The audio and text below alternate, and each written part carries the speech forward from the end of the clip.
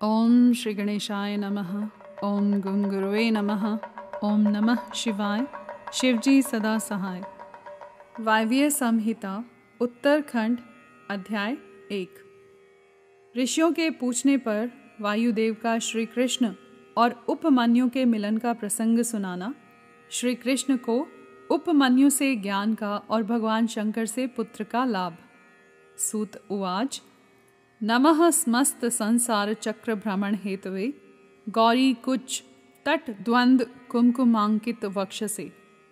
सूत जी कहते हैं, जो समस्त संसार चक्र के परिभ्रमण में कारण रूप है तथा गौरी के युगल उरोजों में लगे हुए केसर से जिनका वक्ष स्थल अंकित है, उन भगवान उमा वल्लभ शिव को नमस्कार है। उपमन्यु को भगवान शंकर के कृपा प्रसाद के प्राप्त होने का प्रसंग सुनाकर मध्याह्न काल में नित्य नियम के उद्देश्य से वायुदेव कथा बंद करके उठ गए। तब नैमिषारण्य निवासी अन्य ऋषि भी अब अमूक बात पूछनी है ऐसा निश्चय करके उठे और प्रतिदिन की भांति अपना तात्कालिक नित्य कर्म पूरा करके भगवान वायुदेव को आया देख फिर आकर उनके पास बैठ गए। नियम समाप्त होने पर जब आकाश जन्मा वायुदेव मुनियों की सभा में अपने लिए निश्चित उत्तम आसन पर विराजमान हो गए, सुखपूर्वक बैठ गए, तब वे लोक वंदित पवनदेव परमेश्वर की श्री संपन्न विभूति का मन ही मन चिंतन करके इस प्रकार बोले। मैं उन सर्वज्ञ और अपराजित महान देव भगवान शंकर की शरण लेता हूँ, जिनकी विभूति इस समस्त चराचर जगत के रूप में फैली हुई है। उनकी शुभ वाणी को सुनकर वे निष्पाप ऋषि भगवान की विभूति का विस्तार पूर्वक वर्णन सुनने के लिए यह उत्तम वचन बोले। ऋषियों ने कहा, भगवान, आपने महात्मा उपमन्यु का चरित्र सुनाया, जिससे यह ज्ञात हुआ कि उन्होंने केवल दूध के लिए तपस्या करके भी परमेश्वर शिव से सब कुछ पा लिया। हमने पहले से ही सुन रखा है कि अनायास ही महान कर्म करने वाले वसुदेव नंदन भगवान श्री कृष्ण किसी समय धौम्य के बड़े भाई उपमन्यु से मिले थे और उनकी प्रेरणा से पाशुपत व्रत का अनुष्ठान करके उन्होंने परम ज्ञान प्राप्त कर लिया था।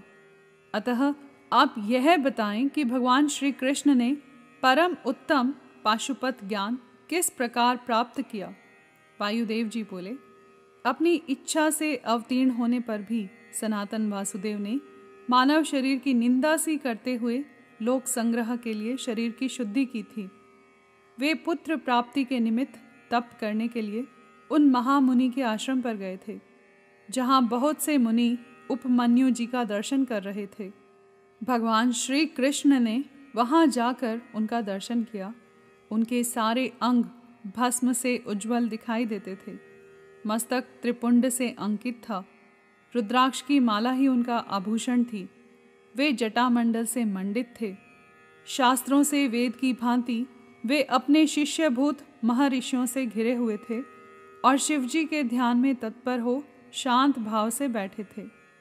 उन महातेजस्वी उपमन्यु का दर्शन करके श्री कृष्ण ने उन्हें नमस्कार किया। उस समय उनके संपूर्ण शरीर में रोमांच हो आया।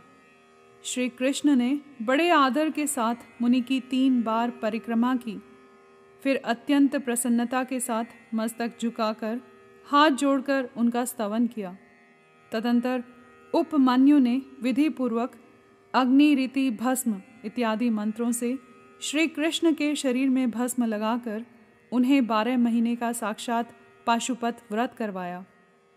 तत्पश्चात मुनि ने उन्हें उत्तम ज्ञान प्रदान किया। उसी समय से उत्तम व्रत का पालन करने वाले संपूर्ण दिव्य पाशुपत मुनि उन श्री कृष्ण को चारों ओर घेर कर उनके पास बैठे रहने लगे। फिर गुरु की आज्ञा से परम शक्तिमान श्री कृष्ण ने पुत्र के लिए सांब सदाशिव की आराधना का उद्देश्य मन में लेकर तपस्या की। उस तपस्या से संतुष्ट हो 1 वर्ष के पश्चात पार्षदों सहित परम ऐश्वर्यशाली परमेश्वर सांब शिव ने उन्हें दर्शन दिया। श्री कृष्ण ने वर देने के लिए प्रकट हुए सुंदर अंग वाले महादेव जी को हाथ जोड़कर प्रणाम किया और उनकी स्तुति भी की। गणों सहित सांब सदाशिव का स्तवन करके श्री कृष्ण ने अपने लिए एक पुत्र प्राप्त किया। वह पुत्र तपस्या से संतुष्ट चित्त हुए साक्षात शिव ने श्री विष्णु को दिया था। चूंकि सांब शिव ने उन्हें अपना पुत्र प्रदान किया, इसलिए श्री कृष्ण ने जाम्बवती कुमार का नाम सांब ही रखा। इस प्रकार अमित पराक्रमी श्री कृष्ण को महर्षि उपमन्यु से ज्ञान लाभ और भगवान शंकर से पुत्र लाभ हुआ। इस प्रकार यह सब प्रसंग मैंने पूरा पूरा कह सुनाया। जो प्रतिदिन इसे कहता सुनता या सुनाता है, वह भगवान विष्णु का ज्ञान पाकर उन्हीं के साथ आनंदित होता है। यहाँ पर अध्याय 1 समाप्त हुआ। कर्पूर गौरम करुणावतारम संसार सारम भुजगेंद्रहारम सदा वसंतम हृदयारविंदे भवम भवानी सहितं नमामि।